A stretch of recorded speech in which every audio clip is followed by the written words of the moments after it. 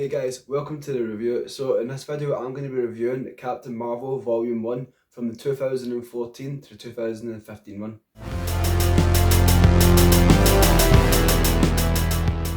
It was written by Kelly Sue DeConnick with art by David Lopez.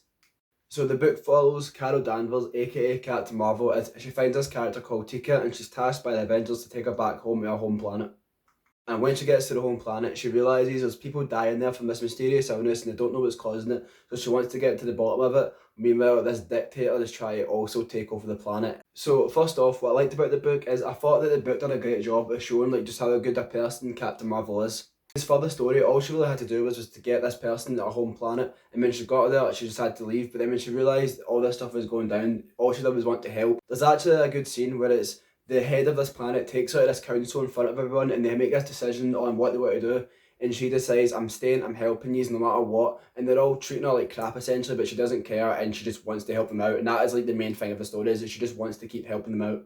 What surprised me about this comic is there's actually not a lot of action in it. There is action in it, and when the action happens it is cool, but it's more focused on her, Captain Marvel trying to help these characters out and try to get to the bottom of what's causing this illness. Along the way, she interacts with these side characters that they weren't too memorable, but when we seen them, they were quite fun, and they did a good job throughout the book of kind of showing the relationships they have with people and what they deal with back home to kind of raise the stakes for what the mission is that they have to do.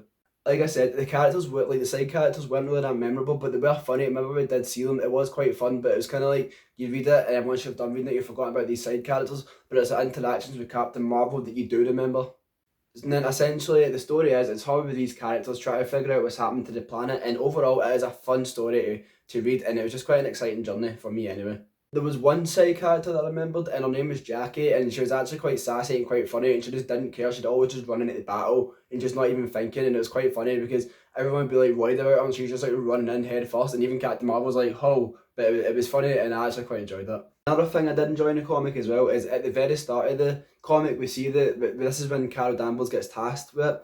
Essentially she knows she's going to be out travelling for a while, and you see how she deals with that because she's got this love interest with Rhodey War Machine, and it's kind of two of them have this discussion about it, and it shows how the both of them deal with it, and she's kind of a wee bit hesitant to do it, but she knows she has to do it as well, and it kind of showed it did kind of get to her having to leave Earth, even knowing she was going to be there for a bit. It was just a nice big character moment because it makes you realise when she gets to that planet, all she has to do is help them, and that's what she really wants to do, and she realises what she's left behind. However though, it's I think the middle few issues, it kind of starts to slow down a bit, and it makes it feel a wee bit of a drag to read sometimes. Not too much, but you're just kind of reading it and it does kind of drag on a little, and it's just a few wee pacing issues with it.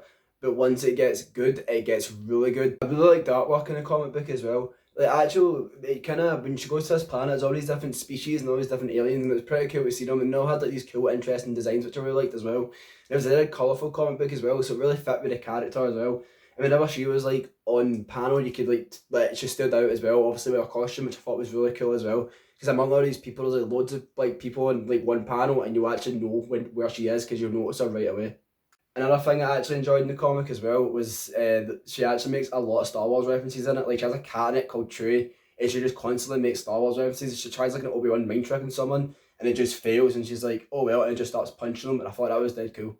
The main villain in the comic for me, it just kind of felt very bland. I can't really remember who it is, but whenever he was there, he just didn't feel intimidating at all, and you're just a bit kind of alright, I don't really care, but overall, it's a really fun comic to read. It's got a fun adventure with Captain Marvel, and while the side characters, like I said, aren't too memorable, they are funny and they do fit with the comic, but they just kind of don't stand out as much. But they're fun on the adventure, and that's kind of what it most is. It's a fun adventure comic, and when Captain Marvel has to kick ass, she does. And so overall, would I recommend the comic? Yeah, it's a fun comic, it's a fun adventure, and like I said, the side characters are quite funny in it as well. And it's a good starting point because I've never read any Captain Marvel before this. And this comic was good for me because I was able to just jump in and start reading it, and I didn't have any problems knowing what was going on. So if you enjoyed this video guys, be sure to hit that subscribe button. Like I just said, I'm doing a lot of graphic novel reviews, a lot of comic reviews. I do a lot of Star Wars stuff as well. I do a lot of theory videos, top 10 lists, all that good stuff, all the good nerdy stuff. So if that's what you're into, be sure to hit that subscribe button. And any graphic novels you recommend that you want me to review, let me know in the comments below and I'll be sure to check them out. Thanks a lot for watching, and I hope to see you in the next video.